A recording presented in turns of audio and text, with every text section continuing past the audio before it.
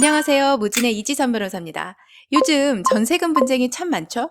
아마 지금 이 영상을 보고 계시는 분들 중에 상당수는 이미 전세금 보호에 관련된 정보들을 많이 찾아보셨을 거예요. 뭐 확정이자, 임차권 등기, 배당 요구 등등 참 많은데 검색을 하는 당시에는 아 그래 이런 게 있구나. 임차권 등기를 해야 되는구나. 이렇게 뭔가 아는 것 같지만 하루 이틀만 지나도 아마 잘 정리가 안 되실 거예요. 뭔가 아는 것 같기는 한데 끝없이 검색을 계속하고 있죠? 왜냐면 기본을 배우지 않았기 때문입니다. 그런데 유튜브 하는 변호사가 기본을 말하는 영상을 만들려면 사실 좀 망설이게 돼요. 예를 들어 여러분이 운동에 관한 유튜브 영상을 본다고 생각해 보세요. 하나는 운동은 기본이 중요합니다. 이거고 또 하나는 뱃살 돼지 10일 만에 근육 머신이 되다. 5가지 프로 운동 기법. 이렇게 두 개가 있으면 뭘 클릭하겠어요? 당연히 오른쪽 거 누르겠죠. 법률 영상도 똑같습니다. 당장의 해결책이 급한 사람들한테 기본이 뭐 어쩌고 하면 누가 좋아하겠어요? 그래서 아무래도 최대한 빠르고 짧게 결론을 요약해서 알려주는 컨텐츠들이 많을 수밖에 없습니다. 하지만 여러분, 임대차 계약은 인생에 한두 번 겪고 지나가는 일회성 이벤트가 아닙니다. 우리는 평생 수많은 임대차 계약을 체결하게 될 거고 그때마다 위험을 피하기 위해서는 어디서 주워들은 몇 마디가 아니라 진짜 내 머릿속에 있는 지식이 필요합니다. 지식을 내 머릿속에 넣으려면 기본부터 알아야 돼요. 제가 지금부터 8단계에 걸쳐서 하나하나 레벨을 올려가면서 임대차 계약과 전세금 보호 제도에 대해서 설명을 할 겁니다. 얼핏 보면 뭐야 너무 쉽잖아. 이게 임대차 계약이랑 무슨 상관이야? 이런 생각이 들 수도 있지만 제가 모든 단계가 논리적으로 연결되도록 설계해서 만든 거니까 건너뛰지 마시고 순서대로 봐주시기 바랍니다. 나인대 씨가 집을 하나 샀어요.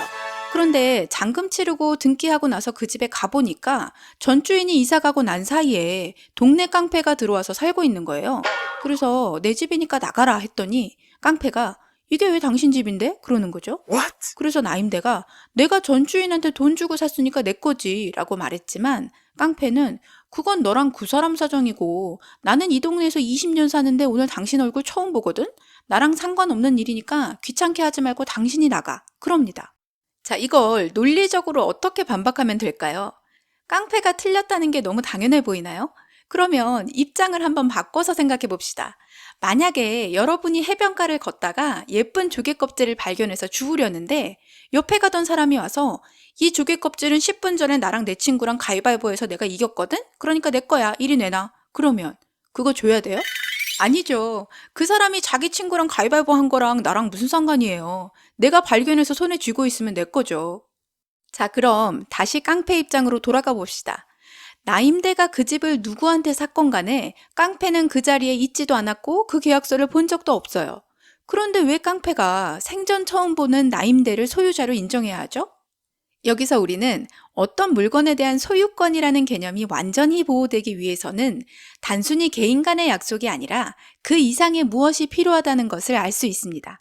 생전 처음 보는 깡패에게도 이 집이 나임대의 소유다라고 주장할 수 있는 이유는 대한민국의 법과 제도가 집이라는 물건에 등기부라는 이름표를 만들어 놓고 권리자로부터 그 물건을 매매한 후에 이 등기부에 이름을 적으면 대한민국 법에 따르는 모든 사람들은 그 사람을 소유자로 인정해야 한다고 강제하기 때문입니다. 이게 바로 물건의 가장 중요한 특성입니다. 그 집을 나한테 판 전 소유자뿐만이 아니라 그 외에 다른 사람들, 즉 제3자에게도 내 권리를 주장할 수가 있어요. 법적으로는 대항한다라고 표현을 합니다. 반면에 등기부라는 이름표에 내 이름이 없다면 어떨까요? 우리가 부동산을 살 때 아무리 매매 계약을 하고 잔금을 다 줬어도 등기부에 내 이름 석자가 없으면 내 소유가 아닙니다. 나는 아직 소유권이라는 물건을 취득하지 못한 거예요. 나한테 집 한 사람한테 빨리 등기를 좀 이전해달라 이렇게 요구를 할 권리는 있지만 그건 둘 사이의 문제일 뿐이고 세상 사람들은 나를 소유자로 인정할 필요가 없어요. 이게 바로 채권입니다. 약속을 한 당사자 사이에만 권리 의무가 있을 뿐 제3자에게는 내 권리를 주장할 수가 없어요. 자, 정리해보면 물권은 거래를 한 당사자뿐만 아니라 제3자에게도 모두 인정받을 수 있다. 하지만 채권은 계약 당사자 외에는 주장할 수 없다. 그리고 부동산에 관한 물건을 주장할 때는 등기부라는 이름표에 내 이름 석자가 있어야 된다. 이렇게 세 가지 사실을 기억하고 2단계로 넘어갑니다. 여러분 혹시 빚잔치라는 말 아시나요? 빚을 진 사람이 부도나 파산 등으로 변제 능력이 없어졌을 때 채권자들이 그 사람의 남은 재산이라도 어떻게든 나눠서 받아가는 거를 말합니다. 옛날 영화에 보면 많이 나오죠. 동네 여기저기서 돈 빌려 쓴 사람이 망해서 혼자서 밤에 도망가면 돈 빌려준 사람들이 그 사람 집에 몰려가요. 그래서 가족들 멱살 잡고 막 내 돈 내놔 이런 장면 나오잖아요. 그 장면에서 또 뭐가 나오냐면 채권자들이 그 집 세간살이 중에서 돈 될 만한 거 찾아서 다 가져가죠. 실제 현실에서는 아무리 채권자라도 채무자나 법원의 허락 없이 함부로 가져가면 안 되지만 일단 이해를 돕기 위해서 그 부분은 빼고 생각을 해봅시다. 자, 여러분이 거기 있는 채권자들 중에 한 사람이에요. 뭐라도 건지려고 찾다가 금두꺼비를 발견했어요. 얼른 챙겨가려는데 옆에서 어떤 할머니가 내 옆구리를 잡으면서 당신은 얼마 빌려줬어? 그러는 거예요. 그래서 작년에 2천 빌려줬어요 하니까 할머니가 나는 3년 전에 5천이나 빌려줬어. 내가 더 먼저 빌려줬고 돈도 더 많이 빌려줬으니까 금두꺼비는 나한테 넘겨. 이러는 거예요. 어때요? 할머니한테 금두꺼비 넘길 거예요? 아니죠. 지금 내 돈을 다 떼었는데 다른 사람 사정이 나랑 무슨 상관이에요? 빚잔치에 찾아오는 여러 채권자들이 갖는 권리, 즉 빌려준 돈을 받아갈 권리는 돈을 빌린 그 채무자랑 사이에서만 의미가 있는 거지 제3자에게는 아무런 권리가 없어요. 왜? 아까 배웠잖아요. 채권이니까, 물권이 아니니까. 즉 원칙적으로 채권자들 사이에는 우선순위라는 게 없습니다. 아무리 여러 채권자들 중에 내가 제일 먼저 돈을 빌려줬어도 나보다 늦게 빌려준 사람들이 먼저 돈을 다 받아가고 남은 재산이 없으면 나는 못 받아요. 그러니까 사람들이 누가 돈 안 갚고 도망갔다는 소식을 들으면 그 즉시 달려가서 솥단지라도 챙겨오는 거예요. 다시 나임대 씨의 집으로 돌아가 볼게요. 집이 시가가 15억이나 돼요. 든든하기는 한데 문제는 현금이 없는 거죠. 차도 좀 사고 여유롭게 살고 싶은데 그렇다고 집을 팔자니 아깝잖아요. 그래서 은행한테 가서 돈 좀 빌려줘. 나 15억 자산가야. 그랬더니 은행이 당신은 뭘 믿고 돈을 빌려줘? 그러네요. 그래서 나임대가 내 집이 15억이라니까 그랬더니 은행이 그거야 지금 얘기고 내 돈 돌려받기 전에 당신이 팔아버리면 그만이잖아. 이렇게 말합니다. 그래서 나임대가 그러면 내가 그 집은 은행 돈 갚기 전에는 딴 데 안 판다고 각서를 쓰면 되잖아. 그랬어요. 은행이 뭐라고 답할까요? 당신은 물건과 채권 차이도 몰라? 당신하고 나하고 아무리 약속해봤자 채권일 뿐이지. 나중에 당신 집이 제3자한테 넘어가면 나는 그 사람한테는 아무 말도 못해. 그리고 집 빼돌리고 난 뒤에 소송해봤자 당신은 이미 재산도 없을 텐데 각서가 다 무슨 소용이야? 또 당신이 빚 안 갚고 도망가면 내가 당신 집에 달려가서 다른 채권자들하고 솥단지 갖고 싸워야 되잖아? 나 은행인데 그런 거 안 해. 이러는 거죠. 그래서 생겨난 제도가 바로 담보물권입니다. 등기부라는 이름표에 소유권 말고 다른 것도 좀 적어보자는 거예요. 나임대가 은행아, 내가 아예 내 부동산 등기부에 은행 네 이름을 써줄게. 그럼 너는 이제 채권이 아니라 부동산 자체에 대한 물권을 갖게 되니까 다른 사람들한테도 대항할 수 있잖아? 이렇게 은행이 채무자와의 담보권 설정 계약에 따라 담보물인 부동산의 등기부에 자기 이름과 날짜, 담보되는 채권액 등을 적으면 그보다 늦게 설정된 다른 물건들, 그리고 순서에 상관없이 모든 일반 채권자들보다 우선순위를 갖게 됩니다. 이런 담보물건 중에 우리에게 가장 익숙한 것이 바로 근저당권이죠. 이 담보물건은 물건이기 때문에 채무자가 그 부동산을 다른 사람에게 팔아버려도 등기부에 은행 이름이 지워지지 않고 그대로 따라갑니다. 왜요? 이 이름표는 채무자에게 붙은 게 아니라 부동산이라는 물건 자체에 붙은 거니까요. 채무자가 돈을 안 갚으면 현재 소유자가 누구이건 상관없이 경매에 붙여서 돈을 받아갈 수 있어요. 왜? 담보 물건자이니까요. 여러분이 등기부를 보시면 갑구와 을구로 나뉘어져 있습니다. 갑구는 소유권에 관한 내용이 적혀 있고 을구는 소유권 외의 권리에 관한 내용이 적혀 있습니다. 은행의 근저당권은 을구에 적히게 되고 크게 두 가지 기능을 해요. 우선 해당 권리를 취득하고 행사하는 근거 기능, 그리고 향후 잠재적 권리자들에게 경고하는 기능을 하죠. 자, 여기까지 1. 등기부, 물건과 채권의 차이, 2. 빚잔치, 3. 담보물건. 이 세 가지 이해하셨죠? 기억이 안 나면 다시 돌려서 복습하시고 이제 4단계로 넘어갑니다. 자, 이제 드디어 임대차 이야기가 나옵니다. 여기서 우리가 가장 먼저 해야 할 일은 집주인과 세입자에 대한 고정관념을 깨는 거예요. 우리 사회에서는 오랫동안 자기 집을 소유한 사람은 부자고 집 살 돈이 없는 사람은 어쩔 수 없이 부자가 사놓은 집을 빌려서 전세금을 주고 살고 또 그보다 더 가난한 사람은 다달이 월세를 내며 산다는 고정관념이 있어 왔습니다. 그런데 이제 아니에요. 내가 전세로 들어갈 집의 소유자는 부자가 아니라 집 살 돈이 없는 사람이에요. 은행에 돈을 빌리자니 한 달에 몇백씩 이자를 낼 능력이 없어서 나한테 전세금을 빌려서 집을 산 사람입니다. 우리가 임대차를 생각할 때 남의 집을 빌려 쓴다라고만 생각을 하면 돈에 관한 생각까지 거꾸로 할 위험이 있어요. 지금부터 남의 집을 빌려 쓴다는 생각은 완전히 지우시고 돈만 생각하세요. 집주인은 내 돈을 빌려 쓰는 사람이고 나는 5억씩 10억씩 엄청난 돈을 빌려준 채권자예요. 아까 나임대 씨가 은행에 돈을 빌리고 근저당권을 설정했죠. 그런데 나임대 씨가 은행에서 돈을 빌리기 전에 이미 박임차 씨와 전세금 7억의 임대차 계약을 체결했습니다. 박임차 씨는 뭘 믿고 나임대한테 전세금을 7억이나 줬을까요? 아마 집을 믿었겠죠. 15억짜리니까요. 집주인이 전세금을 안 돌려주면 그 집 팔아서 가져가면 되지 하고 생각했겠죠. 자, 박임차가 누구라고요? 돈 없어서 남의 집 새 사는 서민이요? 아니요. 생판 모르는 사람한테 집 하나 믿고 7억이나 돈을 빌려준 채권자입니다. 그리고 잠깐 용어 정리를 좀 하고 넘어갈게요. 우리 민법에 다른 사람의 집에 살면서 대가를 지불하는 제도가 크게 두 가지가 있습니다. 하나는 전세권이라고 해서 등기해야 성립하는 물건이 있고 반면에 임대차라는 채권 계약이 있어요. 두 개가 엄연히 다른 종류의 권리인데 우리 주위에서 사람들이 흔히 전세계약이라고 부르는 것들 중에 상당수는 사실 그 실질이 등기하지 않는 채권 계약인 임대차 계약이에요. 즉, 법조인이 아닌 일반 사람들이 말하는 전세라는 용어가 민법상 물건인 전세권과 꼭 일치하지 않는 거죠. 그래서 이 영상에서는 여러분의 이해를 돕기 위해서 제가 일상 용어를 기준으로 쓸 겁니다. 즉, 법적으로는 임대차 보증금이 정확한 말이지만 여러분에게 익숙한 전세금이라는 용어도 혼용해서 쓰겠습니다. 사실 전세권 등기하는 분들도 주인법상의 보호를 이중으로 받기 위해서 전입신고나 확정일자를 다 갖추시는 경우가 많아요. 아까 우리 빚잔치 얘기했죠? 국가에서 교통정리해주는 빚잔치가 바로 경매입니다. 나임대 씨가 은행 말고도 여기저기 돈을 많이 빌렸다가 감당을 못해서 결국 집이 경매에 넘어갔어요. 이때 어떤 일이 벌어질지 우선 주택임대차보호법에서 정한 보호장치가 없는 상태라면 원칙적으로 어떻게 되는지를 먼저 아셔야 돼요. 자, 경매로 집을 판 돈을 두고 채권자들이 서로 먼저 가져간다고 싸우겠죠? 그럼 법원이 줄을 세웁니다. 이게 바로 배당이죠. 박임차 씨도 가서 줄 설 준비를 했어요.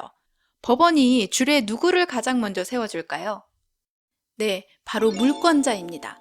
누가 먼저 빌려줬냐, 누가 많이 빌려줬냐 이런 것보다 가장 먼저 보는 게 바로 등기부라는 이름표입니다. 등기부에 이름 올려놓은 저당권자, 전세권자 등이 있으면 먼저 등기부에 이름 올려놓은 순서대로 1순위가 다 받아가고 그 다음에 남은 거 있으면 2순위가 받아가는 식으로 받아갑니다. 이렇게 물권자들이 순서대로 다 받아가고 난 뒤에 만약에 남은 돈이 있으면 그 다음에 1번 채권자들의 순서가 되는데 일반 채권자들 사이에서는 누구 채권이 먼저 있었는지 시간 순서를 따지지 않아요. 그냥 각자의 채권에게 비례해서 나눠줍니다. 즉, 경매에서 물권자와 일반 채권자들의 권리는 하늘과 땅 차이예요. 아까 은행은 근저당권을 설정해서 등기부에 자기 이름을 적었잖아요. 그러니까 법원이 제일 앞에 줄 세워줍니다.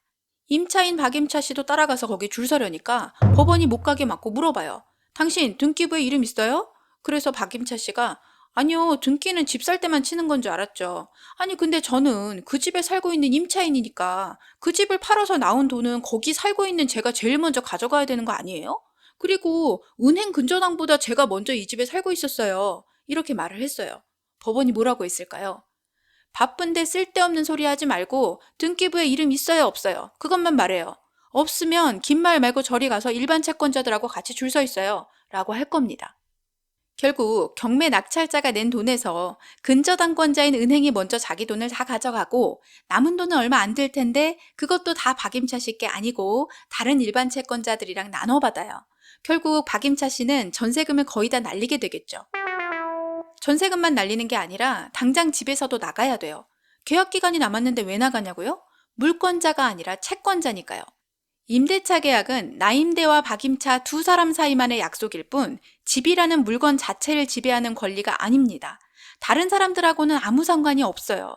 따라서 박임차는 경매로 집을 산 낙찰자가 와서 나가라고 하면 그냥 나가야 돼요. 이게 원래 민법상의 원칙입니다. 방금 설명한 민법상의 원칙을 그대로 따르면 대한민국이 거액의 전세금을 떼이고 쫓겨나는 임차인들로 넘쳐나고 사회가 불안해지겠죠? 그래서 나라에서 특별히 주거용 건물의 임차인을 보호하기 위해서 법을 따로 만들었습니다. 법 이름이 당연히 뭐겠어요? 주택임대차 보호법. 너무 쉽죠? 줄여서 주임법이라고도 많이 부릅니다. 우리는 기본을 배운 사람들이니까 한번 생각이라는 걸 해봅시다. 여러분이 이 법을 만드는 사람이라고 생각해 보세요. 도대체 뭘 어떻게 보호해줘야 될까요? 임차인이 보호받지 못하는 근본 원인이 뭐죠? 바로 물권자가 아니라 채권자라는 점에 모든 문제의 씨앗이 있습니다. 물권은 제3자에게도 권리를 주장할 수 있지만 임대차 계약은 물권이 아니라 채권이라서 임대차 계약의 당사자가 아닌 낙찰자에게는 임차인으로서의 권리를 주장할 수 없잖아요. 따라서 이 부분을 해결해줘야 돼요. 아, 그럼 물권자처럼 대해주면 해결이 되겠네 라는 답이 나오죠. 그런데 또 질문이 생깁니다. 물권자는 등기부에 이름을 올려놨잖아? 그거랑 비슷하게 해주려면 임대차도 뭔가 공적인 문서에 이름이 올라와 있어야 될 거 아니야? 그런 거 뭐 있지? 아, 그래. 주민등록. 그거는 나라에서 관리하는 거니까 믿을 수 있잖아. 자, 이렇게 아이디어를 짜내서 나온 조항이 바로 이겁니다. 등기가 없어도 주택의 인도와 주민등록이라는 두 가지 요건을 갖추면 제3자에게 효력이 생깁니다. 이게 바로 여러분이 그렇게 많이 들어왔던 대항력이라는 거예요. 이 대항력 덕분에 이제 임차인은 자기보다 선순위 권리자가 없다면 낙찰자한테 나는 주임법이 물권자처럼 보호해주거든? 그러니까 원래 집주인이 아닌 당신한테도 임대차를 대항할 수 있어. 임대차 기간이 남았으니까 그때까지 계속 살 수 있고 나 나갈 때 임대차 보증금도 당신이 돌려줘야 돼 라고 말할 수 있게 되었습니다. 이게 바로 전문가들이 그토록 전입신고가 중요하다고 강조하는 이유입니다. 자, 그럼 대항력이 생겼으니까 이제 다 보호가 된 건가요? 아니에요. 그 집에 계속 살 수 있느냐 여부도 중요하겠지만 또 사람에 따라서는 지금 집이 경매에 넘어가는데 여기 계속 살고 말고가 뭐가 중요해. 당장 내 전세금 챙겨오는 게 제일 중요하지. 이렇게 생각할 수도 있죠. 그래서 대항력을 갖춘 임차인이 경매법원에 가서 이렇게 말을 합니다. 저 임차인인데 집 인도 받고 주민등록도 해서 대항력이 있거든요. 그러니까 집 경매받은 사람이 돈 내면 제 전세금부터 제일 먼저 챙겨주세요. 그랬어요. 그럼 법원이 뭐라고 말할까요? 저기요, 잘 모르시는 모양인데 대항력이라는 건 채권자인 임차인이 집에서 쫓겨나는 게 너무 딱하니까 그 집에 계속 살게 해주자 뭐 이런 취지로 조금 봐주는 거지 대항력이 있다고 해서 경매에서 앞줄에 서는 게 아니에요. 그냥 저기 가서 일반 채권자 줄에 서 있으세요. 물권자들 돈 다 받아가고서 만약에 남는 거 있으면 그때 다른 채권자들이랑 나눠서 받아가세요 라고 말할 겁니다. 즉, 일개 채권자에 불과한 임차인에게 대항력이라는 힘을 보태줬다고 해서 곧바로 근저당권자 같은 담보물권자가 되는 건 아니에요. 따라서 주택임대차보호법을 만들 때 이 부분도 생각을 해본 거예요. 이왕에 보호하는 법을 만드는 거 경매 절차에서도 물권자랑 비슷하게 취급을 해주자. 임차인은 원래 일반 채권자라서 채권자 줄에 서야 하지만 특별히 물권자들이 서는 앞줄에 서게 해주자 라는 생각을 해본 거죠. 그런데 또 질문이 생기죠? 그런데 말이야, 물권자들 사이에서 순위를 가릴 때는 등기부에 이름 올린 시간 순서대로 하잖아? 담보물건은 등기부에 채권 금액이랑 날짜가 다 나오니까 그걸로 순위를 매기면 되는데 임차인은 뭘 근거로 인정하지? 주민등록에는 전세금이 얼만지 계약을 언제 했는지 이런 게 안 나오잖아. 그러면 임대차 계약서를 내라고 할까? 근데 또 문제가 있네. 등기부는 공적 문서니까 한 번 등기되면 함부로 고칠 수가 없는데 임대차 계약서는 언제든지 임대인과 임차인이 아무렇게나 만들어낼 수 있잖아? 만약에 경매에서 임대인이 가짜 임차인을 만들어내거나 임차인과 짜고서 전세금을 부풀려서 많이 받아가면 어떡해?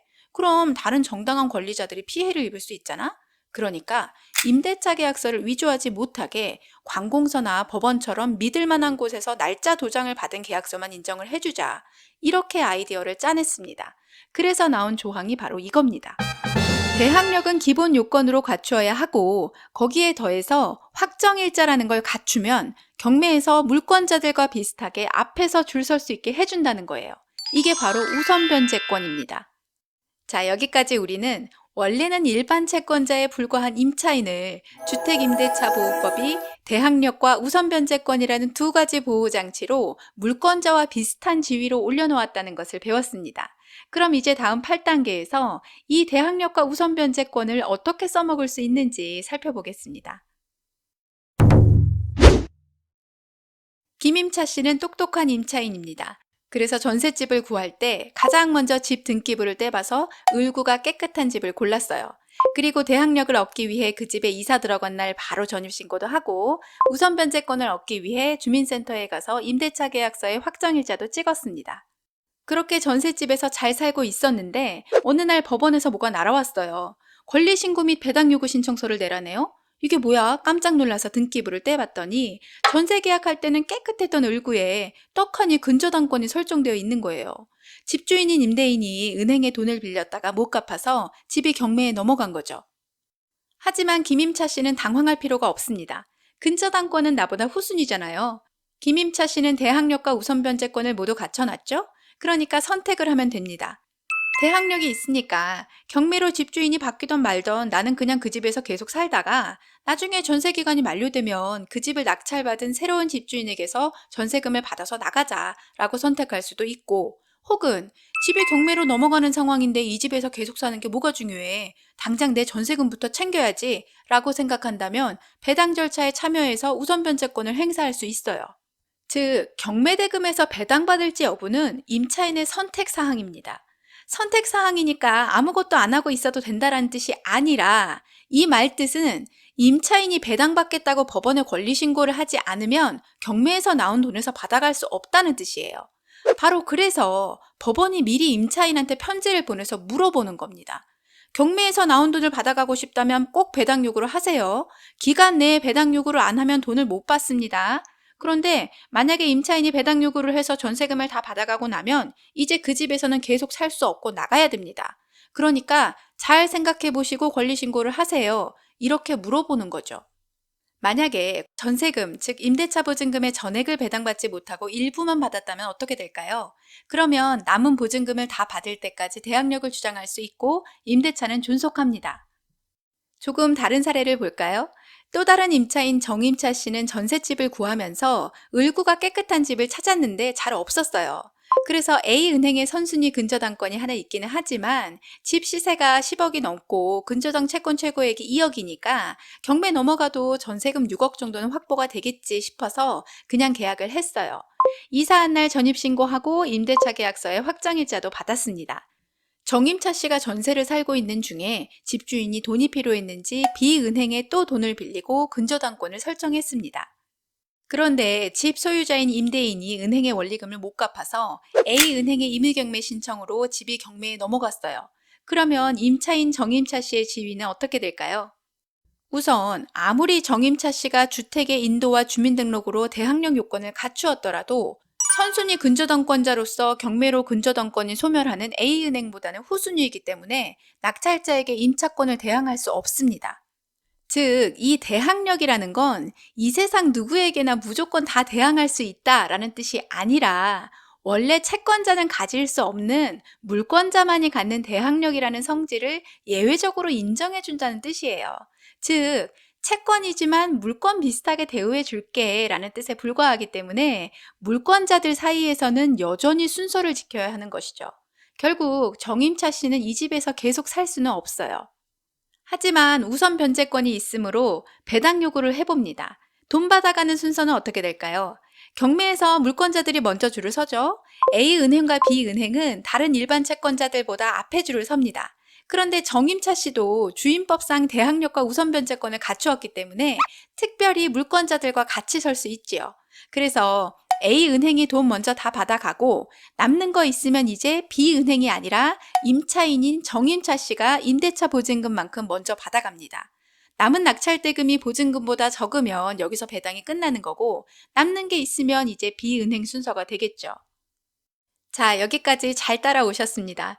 이제 물권과 채권의 차이점, 그리고 임대차 계약의 권리가 갖는 한계와 주택임대차 보호법이 어떤 장치로 임차인을 보호하는지, 그리고 그 보호를 받으려면 어떤 조건을 갖춰야 하는지 이해를 하셨을 겁니다.